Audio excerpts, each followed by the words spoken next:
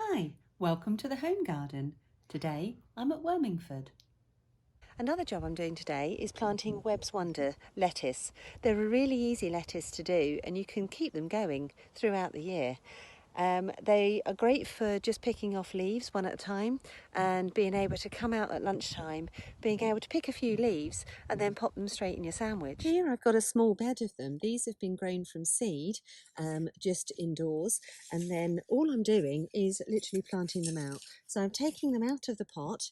You'd squeeze the pot, literally dig your hole down, ensuring that the root ball there, you can see how it's come out of the pot, is just going nicely into the ground. They're a little bit leggy. They should have been probably put in last week, but hey ho, we've had a lot going on in the last week or so.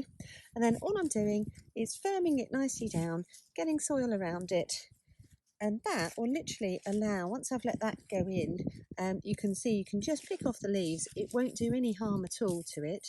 Keep the core of the lettuce if possible.